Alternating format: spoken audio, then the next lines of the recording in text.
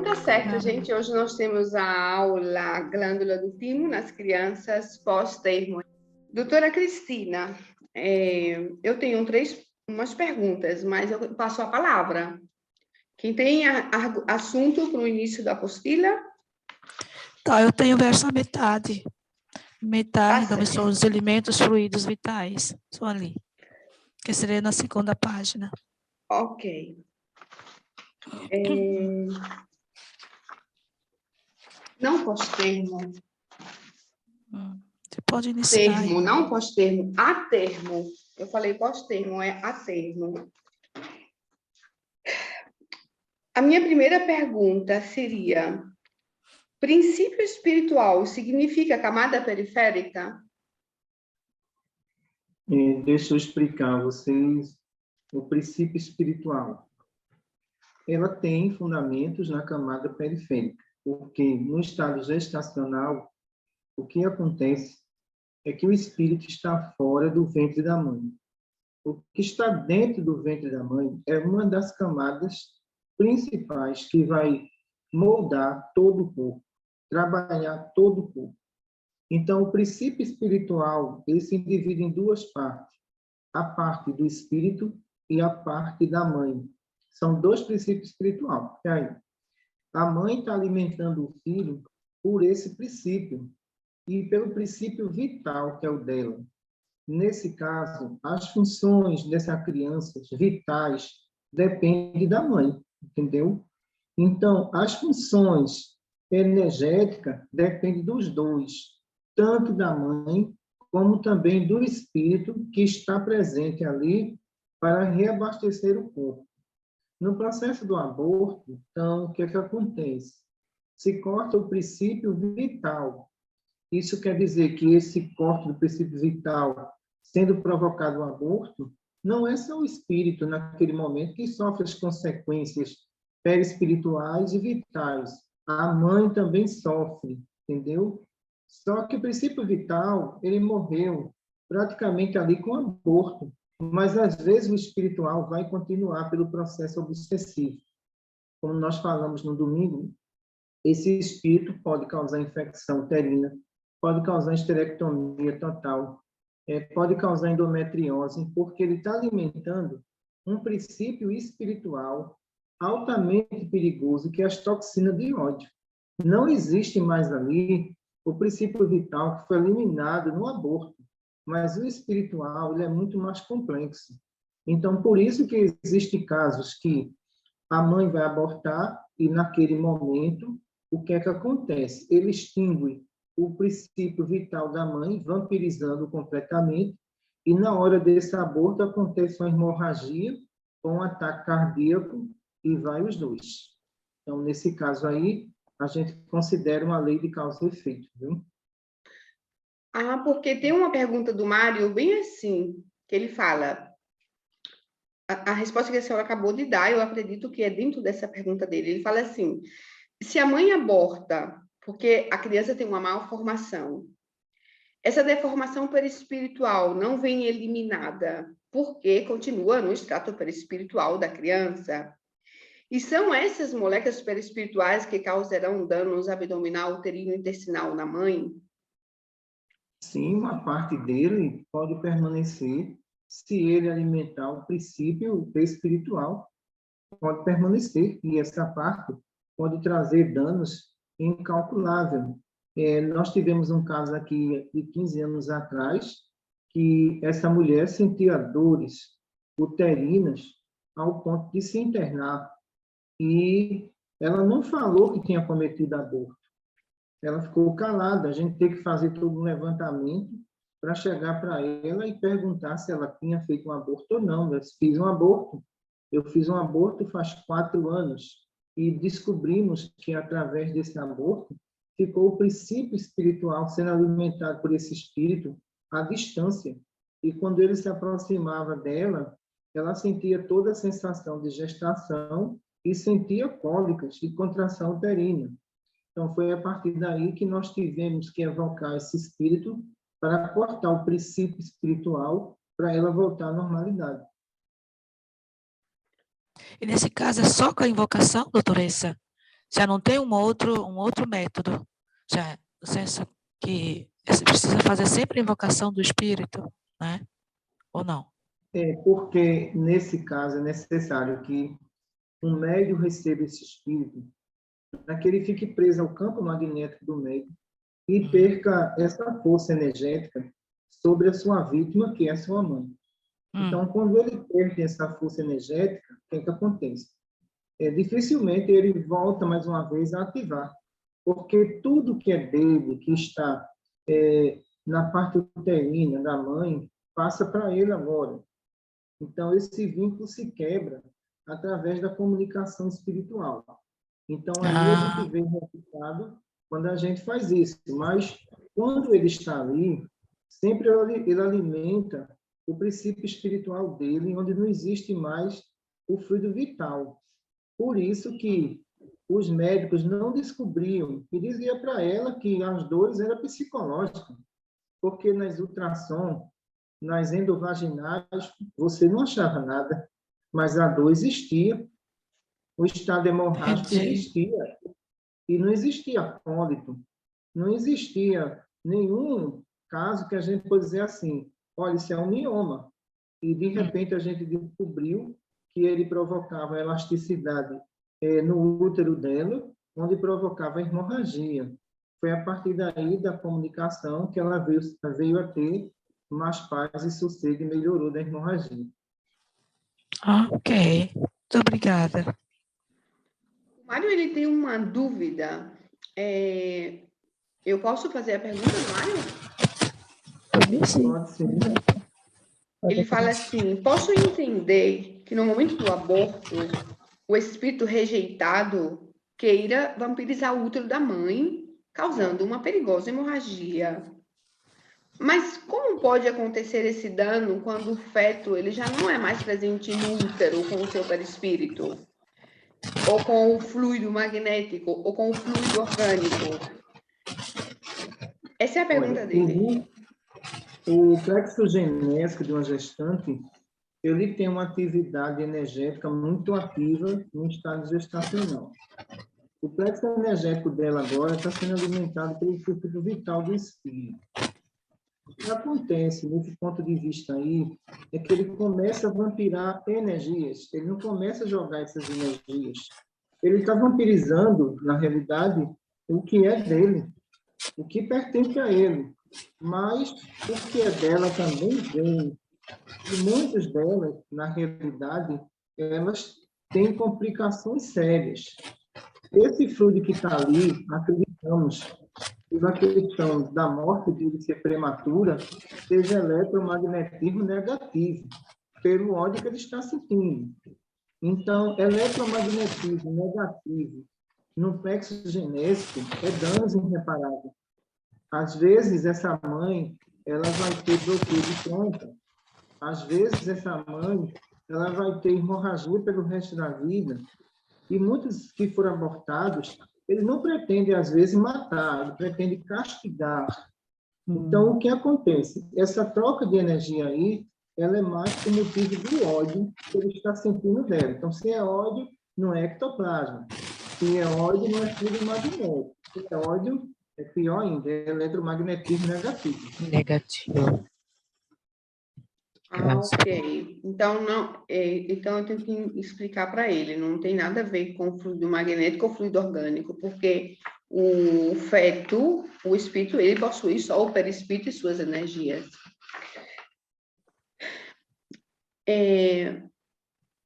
Ele tem uma pergunta, porque esse do aborto estava bem lá mais na frente, a gente pulou um pouco. Tem umas perguntas para o início.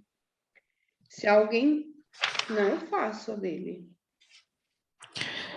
Eu, na segunda página, doutora Cristina, fazer uma pergunta sobre a mãe, né, que dá o estado de força. Ela diz que a mãe dá o estado não dá o estado de deformação para o espírito, porque essa formação é periférica, né?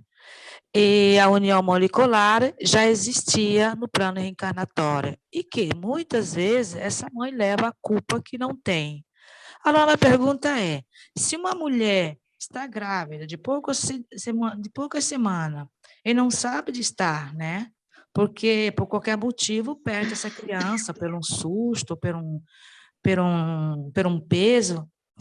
E aí, e pelas leis divinas, né? Pelas leis da terra, a gente sabe que o aborto é o espontâneo, mas perante a justiça divina, qual é a sua posição nesse caso, ela vendo esse aborto espontâneo? Olha, o débito vai de acordo com o conhecimento. A quem muito foi dado, muito será cobrado. Então, se porventura essa mãe ela não tem conhecimento que está grávida, leva um susto e perde aquela criança, o espírito vai ver que ela não teve a intenção de perder, entendeu? E às vezes até ela nem sabia, e quando vem saber é um desespero, então ele já percebe o amor que ela tem por ele. Mas eu já vi casos aqui muito graves, de gestante dar burro na barriga para matar o filho, entendeu? Então, o gestante que usava cinta para apertar a barriga para matar o feto. Ora, aí ele está vendo que ela tem intenção, é diferente.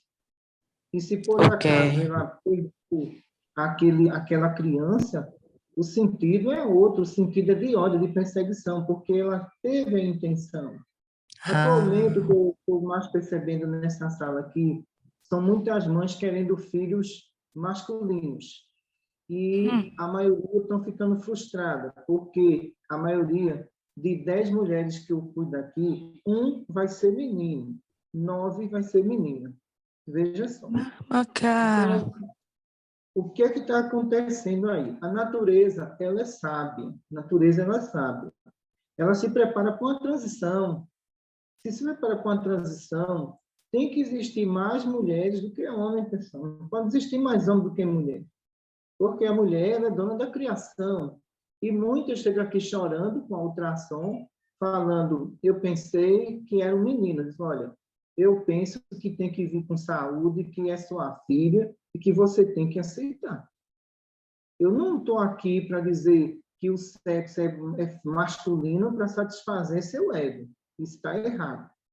O que Deus dá, pessoal, é o que você merece. E muitas têm a vontade de dar um filho homem ao marido. Aí vem uma mulher. Aí vai tentar a segunda gestação. Aí vem outra mulher. Então, pessoal, quem dá a designação do sexo da criança é Deus. Ele que diz no processo reencarnatório se você vai nascer feminino ou masculino. Mas o que acontece é que, muitas vezes, a vaidade humana traz várias complicações, porque a insatisfação que está tendo é de olhar para a barriga e dizer, devia ser um menino. Por que uma menina? Então, você não pode questionar Deus, ele sabe por que é uma menina. Então, aqui tem, em média, 10 mulheres em tratamento. Vocês não vão acreditar, só tem um menino. Das 10, só tem um menino. Eu estou com uma gestante de 56 anos de idade, uma gestante que já entrou no 7º mês de gestação, 56 anos, por fecundação. Não foi do método normal. Fecundação segurou-a, 56 anos de idade. Está bem pertinho de terminar o ciclo. Então, quando eu vou perguntar a ela o que foi que deu na ultrassom, é uma menina. Se eu disse graças a Deus, porque com 56 anos, se fosse um menino, os hormônios eram incompatíveis. Testosterona, a progesterona, geralmente esses meninos não sobrevivem numa mãe de uma idade avançada. Eles são abortados. Aí ela disse, doutor, olha, ou menino ou menina, graças a Deus, eu vou ter minha filha. Ela está incrível, ela não sente uma dor com 56 anos. A criança perfeita dentro do útero da mãe, não tem nenhuma deformação. Que maravilha. Vocês imaginam uma mulher de 56 anos grávida. Então, isso para mim é uma bênção de Deus em tratar dessa mulher. Porque o grande desafio está com a questão dos obstetras. Os obstetras que trabalham com exames e vê que a criança não tem nada e a mãe tem 56 anos. Então, o que a mãe vai dizer? É um tratamento espiritual que eu estou fazendo. Então, essa mãe, eu já aplico o ectoplasma no timo dela para ir direto para o feto, para que ele sobreviva esses 9 meses. Mas eu estava dizendo para ela, disse, olha, teu parto tem que ser cesáreo. Você não aguenta um parto normal por causa da estrutura física, seus ossos, tudo. Diga à sua obstetra que não vai arriscar aí um parto normal, não tem condições não, por causa da sua idade. Então, isso é um feito, porque as outras que queriam engravidar aqui, foi que eu disse a elas, olha, essa aqui tem 56, tu tem 40, dizendo que não vai engravidar, você vai ter que acreditar em Deus. Porque se uma de 56 engravidou, e por que se 40 não vai? E a de 40 engravidou. Eu disse, olha aí, eu não disse a você? Você está grávida. Então, pessoal, o que a gente mais pede às pessoas é que combatam o aborto. Um dia vocês vão vir para cá e vão ter que nascer de novo. O problema é de quem tanto promoveu o aborto para voltar no processo reencarnatório, o drama é você perder essa chance e a justiça divina não permitir. Já que você lutou para que os outros não iam nascer, e por que você vai nascer? Então, isso está sendo impedido, porque muitas mulheres que levantam essa bandeira, isso é muito complicado para elas como mulher. Elas assumiram um processo reencarnatório que elas não querem, de forma nenhuma, assumir um filho. Elas querem matar. Então, a justiça divina não concorda com esse ato. Ô, doutora, mas o que a justiça diz dessas mulheres hoje em dia que diz que meu corpo, minhas regras? Olha, deixa eu dizer uma coisa a você, Cília. Um espírito que fala meu corpo, minha regra, ela tem que entender que a mãe dela não negou a vida. A mãe abrigou-la 9 meses, o pai e a mãe trabalhou a vida inteira, então ela não pode dizer que o corpo é propriedade dela, de forma nenhuma. Ela não teve o mesmo tratamento com os pais muitas vezes amaram, e ela adotou um ativismo que não tem nem embasamento, pessoal. Como é que a gente defende cachorro, defende gato, defende floresta, e a gente não defende as pessoas da nossa espécie? O que elas falam, meu corpo, minha regra, isso não tem fundamento nos dias atuais de hoje. Nós temos métodos para se evitar uma gravidez. Olha, nós temos a IDIL, nós temos preservativo, nós temos anticoncepcional. Na era de hoje, você pensar em aborto, nós temos a pílula do dia seguinte, que ela pode ser usada porque ela evita a fecundação. Ela não coloca o óvulo para fora fecundado. Então, ela não é aborto. Então, nós temos todo tipo de metodologia. Aí nós temos que levantar uma bandeira para eliminar a nossa espécie. O mundo está passando por um drama muito cruel, que é o Covid. O que é que acontece? Nós tivemos milhões e milhões de mortes. Se vier outra epidemia, que nós tivermos milhões de mortes, e a gente pensar em aborto, nós estamos extinguindo a humanidade. Porque as futuras gerações não vão nascer para reproduzir. E as que estão aí podem morrer de condição viral, terremoto e assim sucessivamente. Então, isso não é hora dessas pessoas pensarem nisso. Nós temos que ter a consciência que está nascendo mais mulheres do que homens. Se previna, quando a natureza faz isso, significa que vem grandes problemas. E ela quer preservar a espécie de que forma? Olha, se eu tenho 1 milhão de mulheres, mas não tenho marido para todas, mas eu tenho fecundação artificial para manter a raça humana em pé, não tenho? Eu tenho. Mas se de repente a natureza não fosse tão sábia, nascesse 1 bilhão de homens que se destrói, que se vicia, que muitas vezes não tem responsabilidade nenhuma, o que seria no futuro da humanidade? Uma catástrofe. Por isso que de 10 gestação aqui, uma é um homem. É incrível. E o restante é tudo menina. Agora, nisso tudo, o que é que acontece? As meninas estão resistentes à infecção, tanto infecção orgânica interna como dérmica. As meninas, elas têm um índice de sobrevivência em berçário bem maior do que os meninos. Se você for no berçário de infectado, você vai encontrar lá 8 meninos para 2 meninas. Os homens são mais fáceis de pegar a infecção e morrer. Então, se você tem 8 meninos, significa que a metade deles vão morrer no berçário. Mas essas 2 meninas vão sobreviver. Então, por isso que eu falei para a mãe de 56 anos, eu disse, olha, Deus sabe o que faz, porque se fosse um menino na sua idade, seus hormônios não iam responder e você ia perder esse menino. Ô, doutora, já é um caso contrário, que eu estava vendo outro dia, que teve um homem, um ou dois, na Holanda, que ele saiu vendendo o esperma dele para tudo que era banco. Então, em cada esquina de Amsterdã, tem um filho dele. E aí, nesse caso, o que é que a justiça divina diz? Vê só, Cília, o princípio vital é dele, mas o espiritual é da mãe que vai assumir esse espírito. O débito é dela. Agora, vamos ver o seguinte, se de repente ele tivesse relação com 10 mulheres, se houvesse a fecundação, ali estaria um compromisso dele, porque a junção carnal ela é energética e vital, precisa desses dois princípios. No caso dele, ele vendeu lá o espermatozoide dele no banco de espermatozoide. Ele vendeu o princípio vital. Isso quer dizer o seguinte, qualquer doença genética, física, que ele tiver, vai aparecer nessas crianças. Agora, essas crianças não têm ligação com ele, porque faltou o princípio espiritual dele, que está lá no códigozinho do espermatozoide, está entendendo? Então, se não tem esse código lá, tem da mãe que vai assumir que gerou. Então, ela é responsável pelo princípio espiritual. Já o princípio vital foi ele que forneceu. Agora, Bem claro. a preocupação dessas mães é o seguinte, que esses filhos, crescendo mais na frente, eles podem virar namorados sem saber que são irmãos. E aí? Um problema, né? Olha, vê só, vocês que são daí da Itália e Síria, que é daqui da região Nordeste.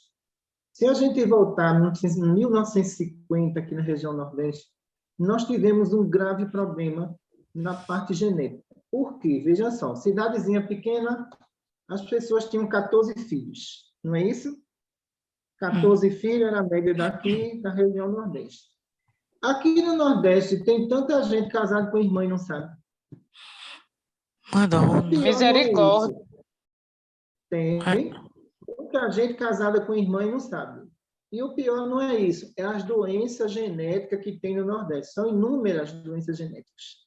Então, no Brasil, o local que a gente encontra mais doença genética, uma doença de descamação de pele que existe no Nordeste, é casamento de irmão com irmão. Meu Deus! O que aconteceu aqui, pessoal? Houve uma reprodução descontrolada. Aquele pai já deixava aquela mulher e já ia para outra família e fazia mais 8. Essas pessoas se encontraram. E o que tem aqui de irmão casado com irmã e não sabe, vocês nem imaginam. Quais serão os problemas disso tudo? Deformação física. Existe doença genética aqui no Nordeste, uma cegueira. Deformação física. Olha, existe doença aqui no Nordeste que é a parte visual de uma catarata precoce, que ela é genética, que ela pertence ao grupo de irmãos que casaram com irmã e não sabia, pessoal.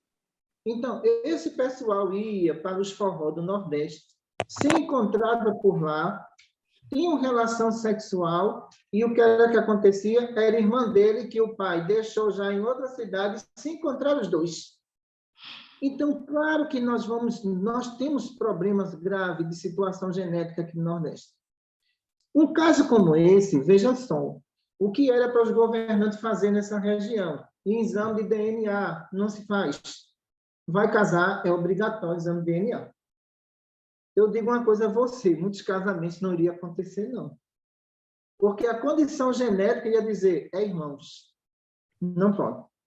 E isso seria muito bom para eles, porque iria evitar doenças de deformação física, doenças que muitas vezes não têm cura de jeito nenhum, e evitar. Mas o que acontece? Né? Ninguém viu esse lado. Todo mundo viu o lado de você tomar vacina obrigatória, de você ficar no lockdown na região Nordeste. Fizeram tudo isso. Agora, esse lado aí continua acontecendo na região Nordeste. Como os municípios são muito perto um do outro, o que era que aconteceu em 1950 e até hoje acontece? Uma pessoa imigrava de uma cidade para outra e se encontrava com a irmã que ele nem sabia que era irmã. E daí surgiu vários problemas de genética na região Nordeste. Doutora Cristina, Impressionante. quando acontece a junção perispiritual do pai e da mãe para formar o princípio espiritual, esse princípio, que seria uma molécula, imagino, ela fica onde? Ela fica na engenharia perispiritual do mundo espiritual? Olha, essa ligação do espírito, do princípio vital, acontece na fecundação. Do princípio espiritual, essas mulheres são levadas para maternidades reencarnatórias no mundo espiritual para que essa ligação seja feita. Veja como o caso do aborto ele é muito grave. Então, essas mulheres são levadas para esses hospitais. Quando chega lá, esse espírito se liga ao princípio espiritual através do genésico dela. Ele já está ligado. Então, significa que esse código genético ele foi implantado pela justiça divina. É seu filho. Não existe outra saída. Então, o que acontece ali? Ali acontece o primeiro encontro da mãe com o filho. E tem muitas mães nessas maternidades espirituais, quando sabe que o seu filho é especial, já não aceitam. E tem umas que têm a engravidar, porque sabe que o filho vai ser especial. E o que é que elas dizem? Doutor, eu morro de medo de engravidar porque eu sei que pode vir problema. Intuição de vidas passadas, ela está trazendo. O que ela está dizendo é porque ela sabe que esse filho especial que vai nascer foi um espírito que ela deixou em situação difícil. Por isso que ela nega o processo reencarnatório. Então, algumas passam, às vezes, 10 anos sem engravidar. Eu digo, não vai adiantar, não, minha filha. Um dia você vai ter que ceder essa oportunidade. Então, o drama dessas mulheres, eu acho que é mais fé, preparo e compromisso com Deus, é saber que errou e não quer consertar os erros. E quando ela se encontra com esse espírito na maternidade do mundo espiritual, existe uma rejeição muito grande, ela já vê que ele tem problemas. Então, não foi a genética dela aí que causou o problema é kármico. Ela praticou algum ato com ele. E agora se liga ali naquela maternidade pelo plexo genésico que vai alimentar o princípio vital do feto e da mãe. Dentro desse argumento tem um assunto do Mário. Quer falar, Leia? Sim, quero fazer uma pergunta. Doutora Cristina, quando uma mãe, né, ela tenta abortar o filho, ela rejeita esse filho toda a gravidez, esse espírito, né?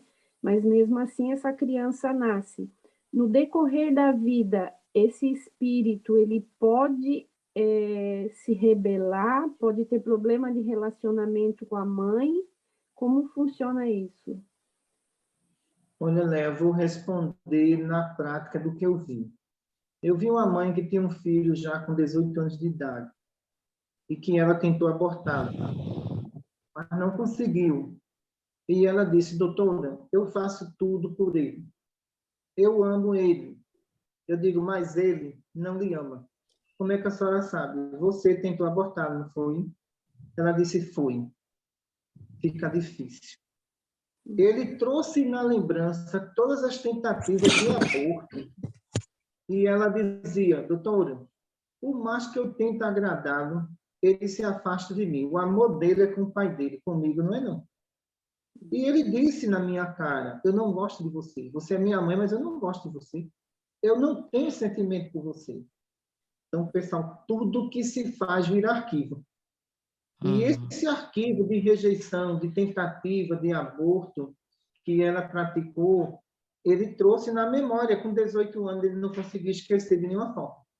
Veja a complexidade disso tudo.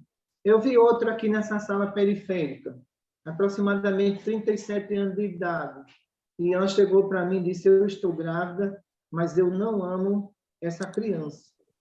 E eu disse para ela, olha, presta atenção, é seu filho. Ele precisa ser amado. E o espírito que ia reencarnar estava bem próximo de mim. Ele disse, doutora, diga a ela que mesmo que ela não me ama, mas eu amo ela.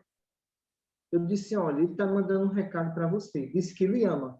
Isso é muito difícil aceitar essa gestação. eu não quero essa criança de jeito nenhum.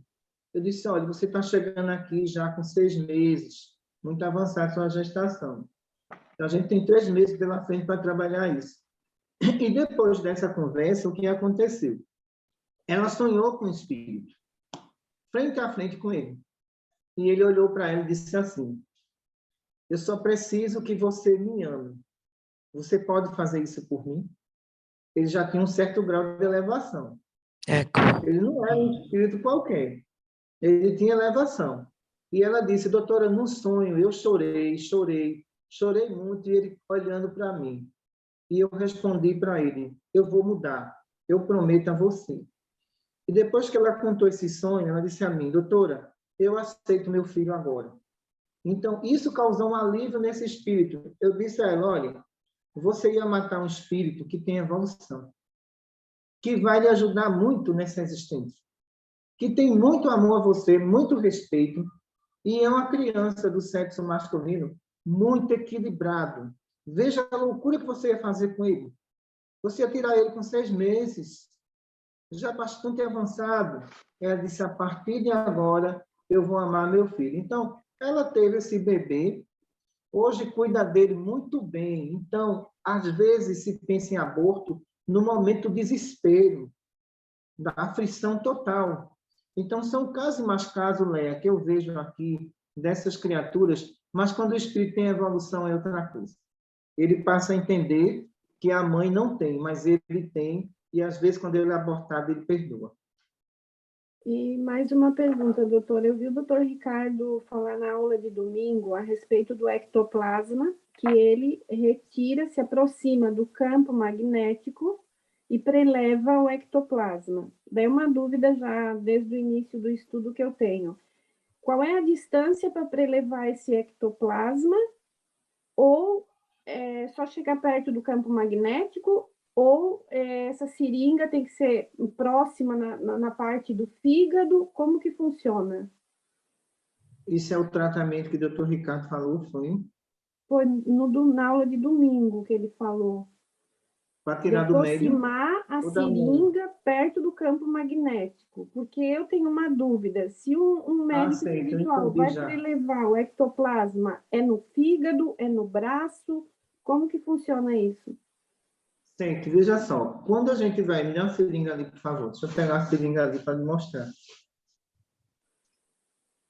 Quando nós estamos aqui incorporados no médio, o que é que acontece?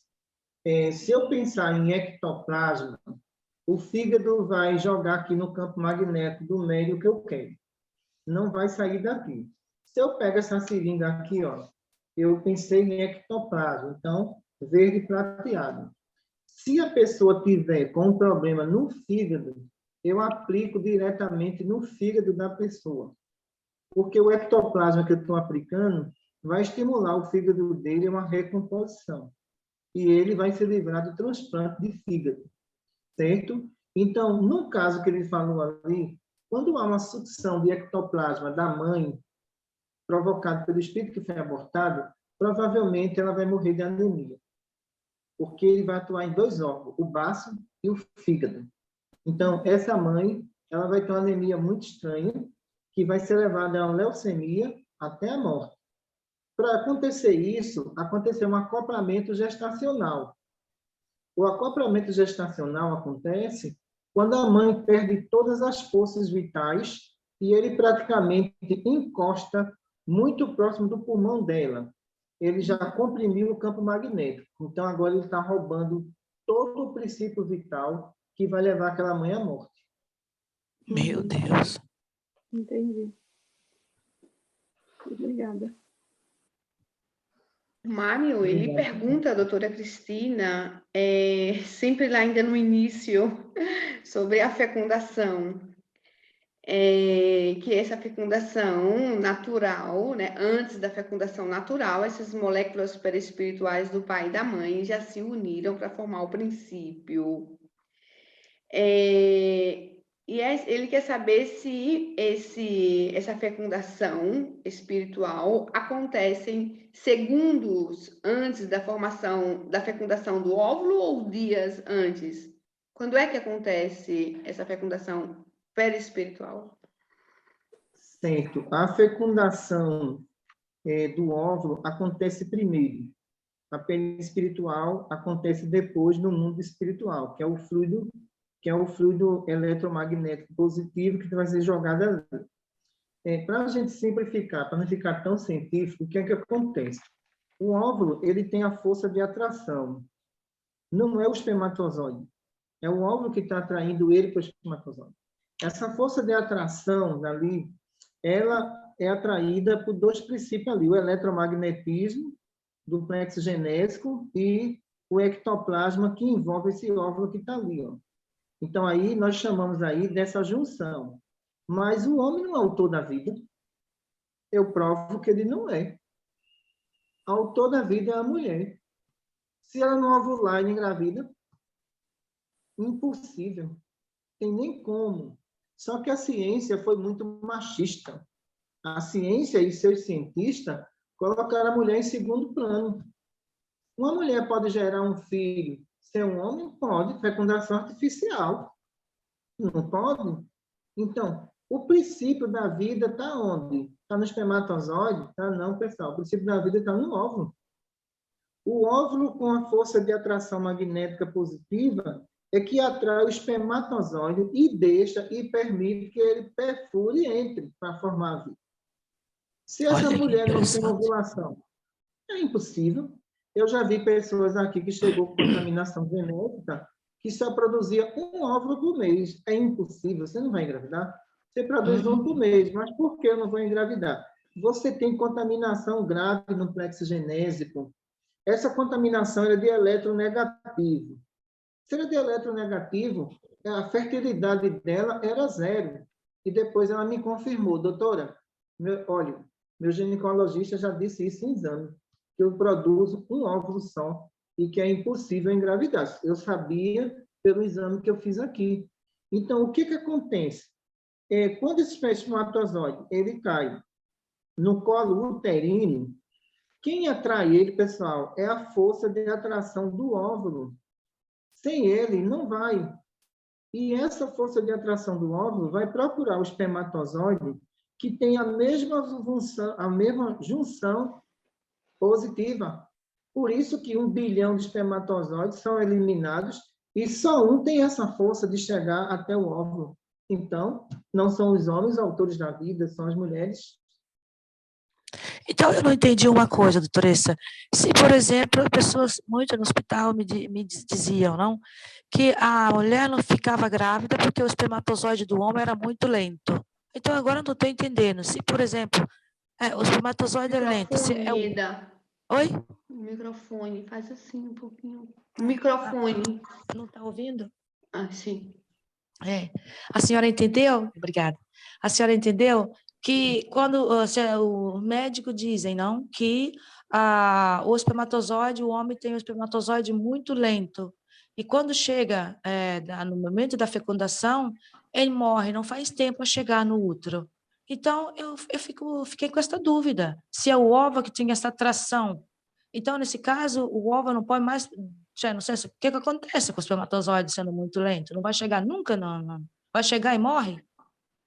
Não vai ter com esse colegamento, essa junção?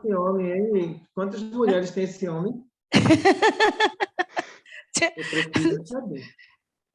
Porque quando isso acontece, é muito estranho. Existe no plexo genésico do homem energia de várias mulheres que o espermatozoide dele não tem força para ser atraído pelo óvulo.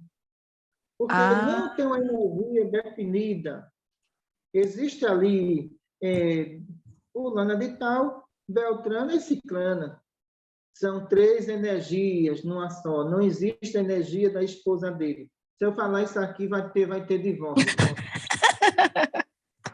Ô, Senhor. Entendi. Entendeu? Entendi. Então, Entendi. se esse casal, essa pessoa é fiel à esposa, então a força de atração do óvulo reconhece essas energias dele e permite que a gestação aconteça. Agora, os homens que eu encontrei aqui, eu achei estranho.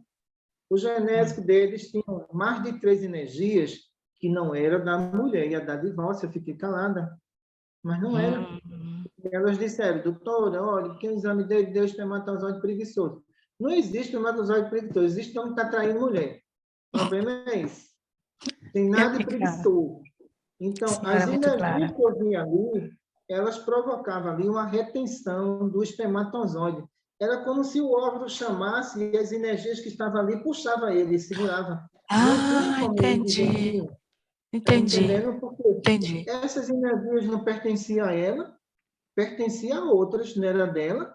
Então, e vamos dizer que se nessa predominância, ele poderia, nesse caso, engravidar a amante, mas a esposa não. Veja como é complexo. Entendi, como é complexo a situação. Está entendendo? Então, aí muitas vezes o que é que ele diz? Ah, minha mulher é estéril, mas a amante engravidou. Não, a mulher não é estéril, você quer promíscuo. Ah, ok. Muito obrigada, entendi perfeitamente.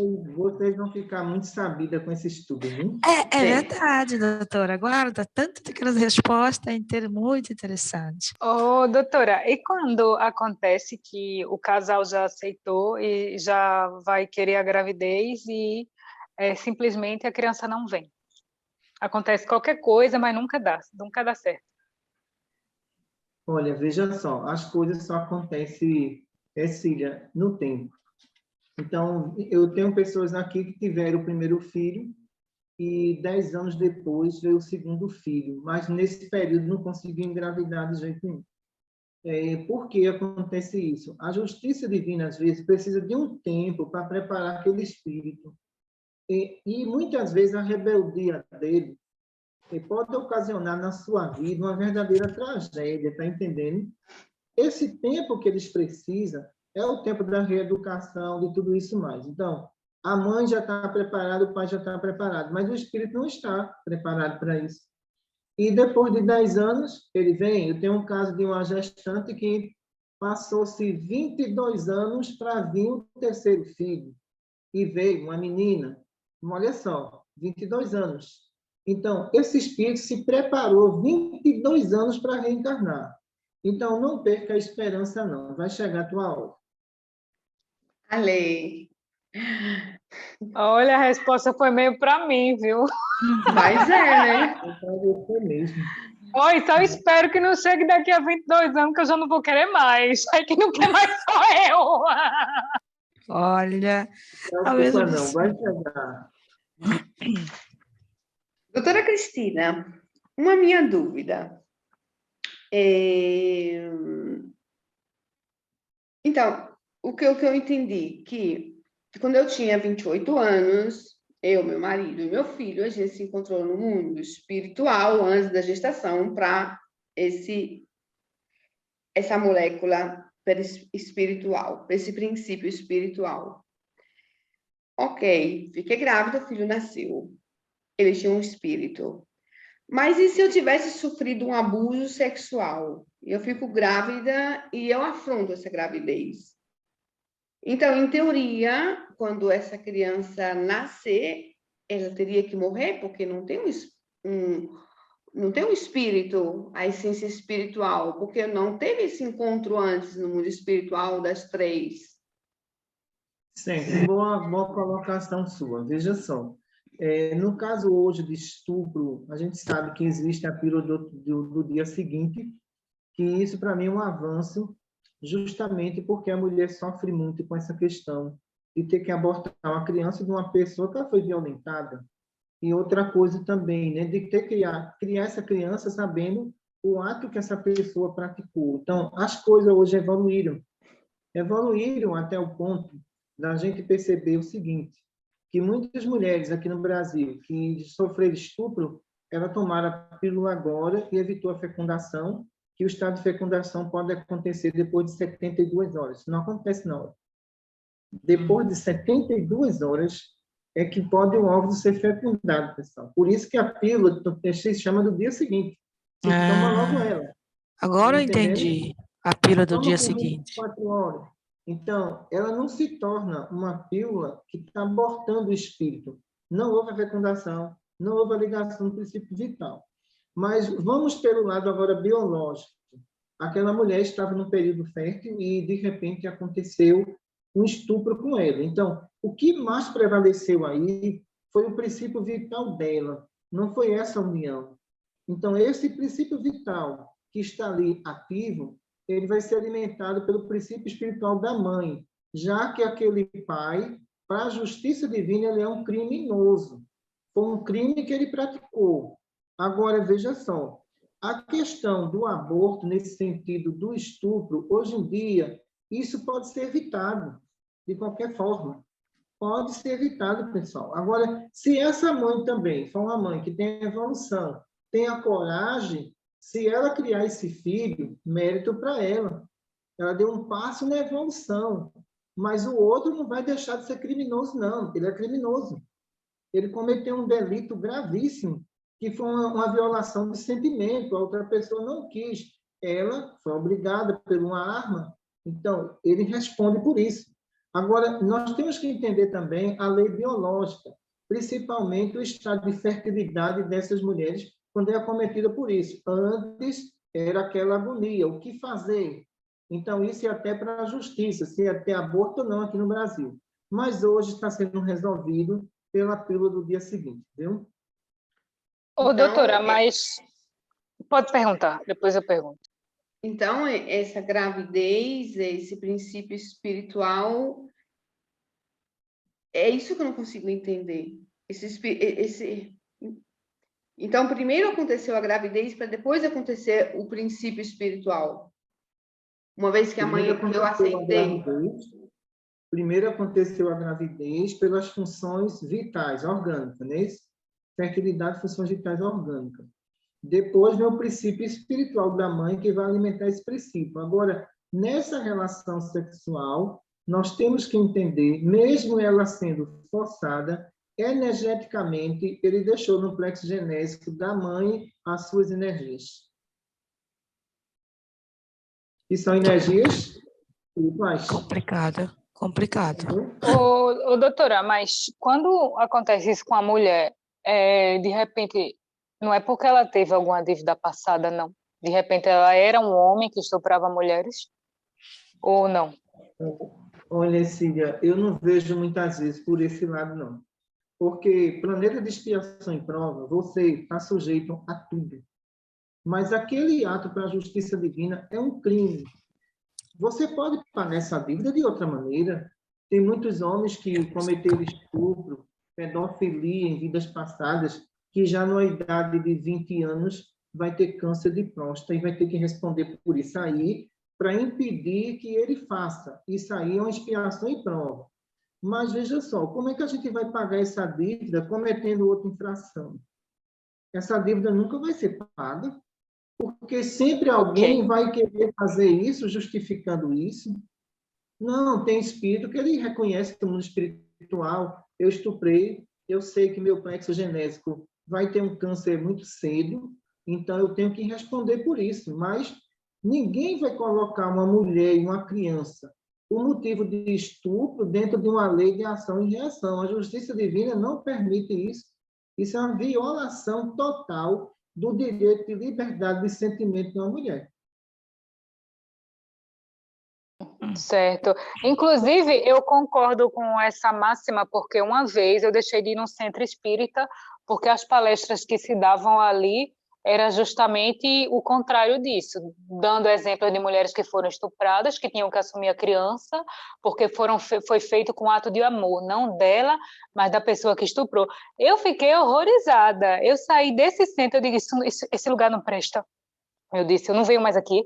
E eu só tinha, eu acho que 19 anos de idade quando eu fui lá. E isso é muito grave, porque isso estimula os infratores na justiça divina a fazerem. Você imagina uma pessoa dessa dando uma entrevista e falar, isso é lei de causa e efeito, eu fiz porque em vidas passadas ela fez comigo. Isso compromete o espiritismo. Isso compromete os ensinamentos nossos. Isso não tem embasamento, porque, olha, como é que uma criança vai responder por algo que ela não tem, pessoal, ela não tem ainda mentalidade nem maturidade para isso. Uma criança sofreu um estupro, e alguém falar, essa criança foi estuprada porque em vida passada foi um estuprador. Isso é uma loucura das pessoas. A gente não concorda com isso no mundo espiritual.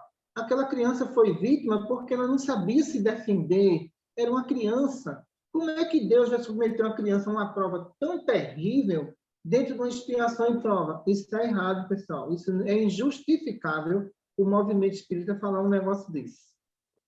Doutora Cristina, eu acho que eu estou confusa como a Rita ficou, porque no caso, um estupro, uma violência, a parte orgânica veio esse espírito, mas o espírito, ele é preparado no mundo espiritual para vir naquela família ali. Aí, no caso do estupro, esse espírito veio com a permissão da justiça divina, mas não tinha nada para resolver com aquela mãe ali? Vê só, Rita, eu já vi um caso nos hospitais espirituais de uma determinada mãe que foi estuprada, veja só. E ela resolveu não tirar essa criança. E eu perguntei a essa mãe qual era a idade dela, qual a idade da criança agora. Isso foi uma questão de livre-arbítrio dela. O livre-arbítrio dela. Ela disse à família, eu não vou fazer isso. E ela não era espírita, ela era católica, não vou fazer isso. Eu vou criá-lo. E ela criou. Disse, como é esse rapaz de 18 anos? Doutora, ele não sabe que ele é filho de um estuprador. Ele é uma pessoa muito boa para mim. Ele é um filho que realmente, viu? É uma pessoa ótima, me trata muito bem. É uma pessoa do bem, estudioso. Então, ela nunca contou isso para ele. Entendeu? Então, a questão da lei de reprodução, no caso de um estupro, é livre-arbítrio daquela mãe. Porque você imagina você olhar para o seu filho e não poder falar quem é o pai dele. É um criminoso. E se ela falasse, talvez, ele entrasse num estado de emocional de pane e ficasse revoltado até com ela. E ela nunca falou isso para ele, mas ela preservou tudo isso. Ela guardou esse segredo. Então, quer dizer que nesse caso, esse espírito que veio através do estupro não tinha ligação nenhuma nas vidas passadas com a mãe, não tinha nada programado. Foi a mãe disse, não, engravidei sem ligação passada nenhuma. Deixa eu explicar a vocês a questão do estupro e essa questão relacionada ao conceito de vidas passadas. Veja só. Então, se essa mãe sofreu esse estupro, muitas vezes, no caso dela, talvez ela se encontrou com ele no mundo espiritual e disse a ele, olha, eu sou uma mãe voluntária para você. Existe a mãe voluntária também no mundo espiritual. Eu não tenho nenhuma ligação com você. Está entendendo? No mundo espiritual, ele sabe que ele é vítima de um relacionamento por estupro. Ele sabe disso. Por isso que eles têm mais ódio do estuprador do que da mãe. E quando ele não tem evolução, ele vai atrás do estuprador. Aí é mais complicado para ele. Então, o que acontece com muitas mães voluntárias? São aquelas mães que em vidas passadas cometeram aborto.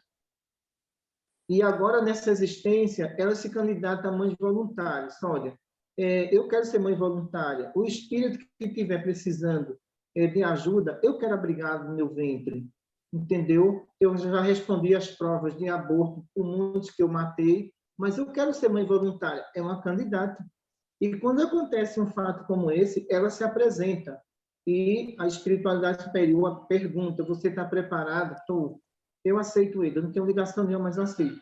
Foi um estupro, mas eu não vou matar. Eu vou criá-lo. Então, isso para ela é uma escolha. Ninguém está obrigando a mãe voluntária a nada. Então, vamos dizer, você adota uma pessoa, Leia, você é uma mãe voluntária. Você adotou.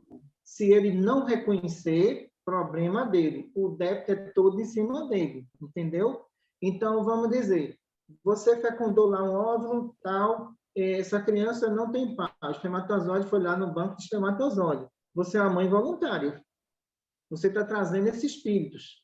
Está entendendo? Você vai abrigá-lo e vai tratar dele. Se ele não reconhecer, problema dele. Então, a maioria das mães que tem filho com deficiência física, mental, a maioria delas são mães voluntárias.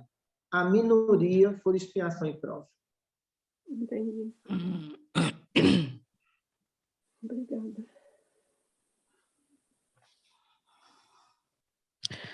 Doutoressa, me dá uma dúvida. O que é a lesione kármica? Que chegou na última parte della apostila. É em italiano? O que é lesões kármicas? Está escrito. Certo. Vamos lá. O que nós estamos aí em dois mundos. O mundo da genética, que é do corpo humano, e o mundo da genética do perispírito periférico. Então, essas lesões kármicas, no caso do suicídio por enforcamento, então, essa pessoa pode ter sérios problemas de asfixia. Isso é uma lesão kármica. Isso não tem correção em cirurgia espiritual. Isso não tem correção em tratamento. Você lesionou seu perispírito periférico, que vai lesionar o novo corpo que você está agora. Envenenamento, né? Então, isso é uma lesão kármica. Você vai ter problema gástrico pelo resto da vida. Porque aquele ato que você cometeu, o seu fluido vital não tinha se esgotado, ele era ativo.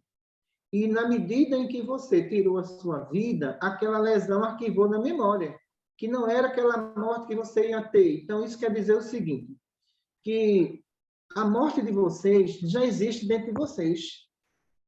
E no momento que ela vir, a memória diz assim, esgotou a vida, você vai ter que voltar. No caso do suicida, não acontece isso. No caso do suicida, não era aquela morte programada. Foi ele que programou a morte. Por isso que a lesão, ela existe. E essa lesão, ela vai ter que ser reparada, muitas vezes, por diversas reencarnações. Então, existe uma patologia que se chama síndrome de ossos de vidro. Então, essa síndrome significa o seguinte, se você pegar uma pessoa que tem essa síndrome, praticamente qualquer coisa que force, os ossos quebram. Você imagina, né? Então, essa pessoa tem que ter um maior cuidado. Aí, quando a gente vai estudar esse caso, significa que foram pessoas que se atiraram de cima de edifícios. Então, ele tem uma lesão generalizada em todos os ossos. Porque quebrou. Quando ele, no processo reencarnatório, que eu já vi aqui também, síndrome como essa, eu não vou dizer que ele foi um suicídio. Eu vou ficar calada, mas o rapaz chegou e disse, olha, eu tenho a síndrome dos ossos de vidro. Então, qualquer coisa, meus ossos se quebram. A gente viu na memória dele que ele foi um suicídio. Eu entendi. Perfeito. Obrigada. Ninguém escapa do que faz, né, pessoal? Não é castigo de Deus. Ninguém escapa. É aquilo que a gente faz. Obrigada, doutora Cristina. Faltam 2 minutos. A senhora gostaria de falar do argumento no início? Eu só quero dizer para vocês que tenham calma. Todas vocês estão sendo assistidas pelo mentor espiritual. A nossa equipe sempre se reúne no período da noite para cuidar da família de vocês. Ninguém está só. Se existem coisas erradas, é preciso que se conserte para a felicidade futura de vocês. Não adianta de nenhuma forma, às vezes, os nossos olhos estão tampados e os nossos ouvidos estarem surdos, porque a obrigação de Deus é abrir os nossos olhos e ouvidos para que a gente no futuro seja feliz. Às vezes, a dor atual ela é pouca, mas a dor futura pode ser amarga. Por isso que, às vezes, a gente acha que sofre, não é para melhorar no futuro. É sim, pessoal, é para se aperfeiçoar, sim. Porque de tudo na vida a gente tira uma lição. E essa lição, quem nos está nos dando é o nosso Pai Celestial. Eu sei que todas vocês são mulheres guerreiras, esforçadas, seu Mário também, os demais que estão aí, mas existe coisa que Deus enxerga na vida de vocês e que vocês não percebem, e que às vezes é preciso que mude para que vocês tenham um bem-estar melhor no futuro. Então, nós desejamos a todos vocês muita resignação, muita paz, porque quem trabalha para o bem nunca está só. Certo? Certo, e a dúvida muito da obrigada. escola? E a dúvida da escola, doutora? Estou curiosa. sim, Atenção, a senhora não vai escapar. Não escapei de Cecília, não. Houve aqui um caso nessa região que já era previsto por nós. Veja só, 25 alunos tiveram crise de ansiedade coletiva. Eu falava disso aqui em QTMR, falei muitas vezes aqui em 2019 sobre essa situação. Qual foi a situação disso tudo aqui? Veja só, isso não foi um ataque hipnótico, não houve um ataque de entidades naquela sala de aula, não. O que houve foi que os adolescentes passaram a tomar a vacina. E a maioria desses adolescentes tinha o núcleo viral no seu sistema nervoso central. O que aconteceu aí?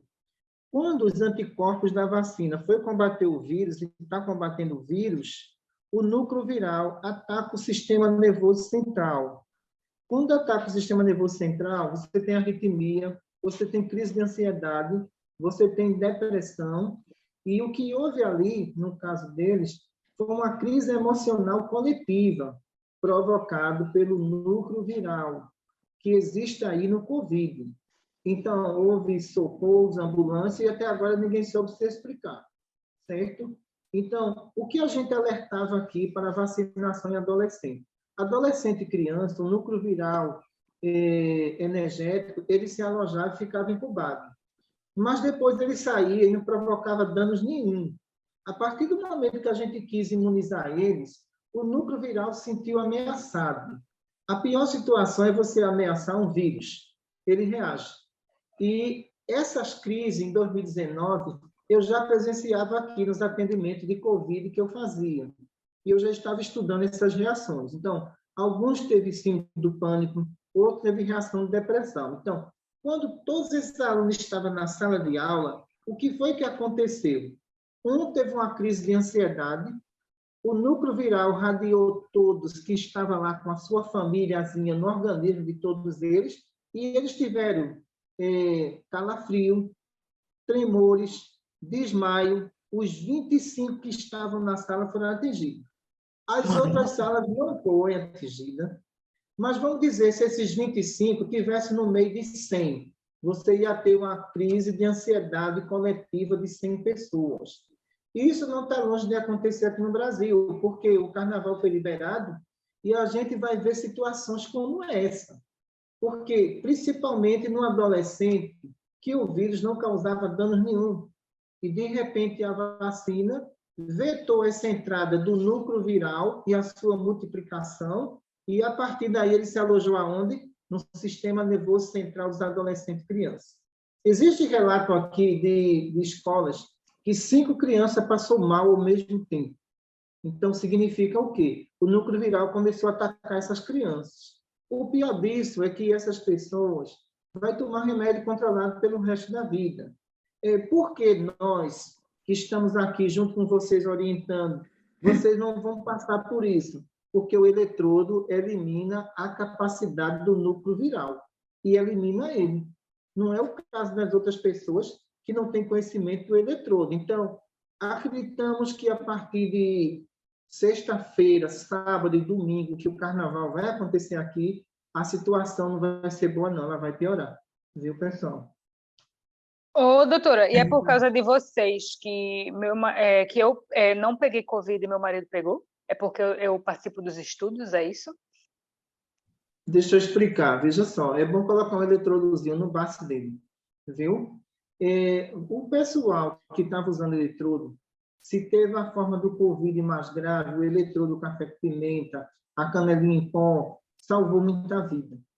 Porque, na realidade, elas adquiriram imunidade antecipada para a primeira onda, segunda onda e terceira onda. E se vir a quarta onda, essas pessoas já estão imunes também a essa situação. Isso não quer dizer que você não vai pegar. Você tem toda a possibilidade de pegar o vírus, mas pegar o núcleo viral com o vírus, você também não pega, tá certo? Tá certo. Vamos fazer a prece. Maria Santíssima, Mãe de todos nós, só temos, Maria, te agradecer e agradecer a todos que participaram desse estudo. Pedimos a Dona Maria Cláudia Martins, Dr. Ricardo Menezes, que visite todos os lares da nossa irmã e traga os irmãos necessitados para ser internado aqui no MCM. Em teu nome, damos por encerrado o nosso estudo Boa noite para todos.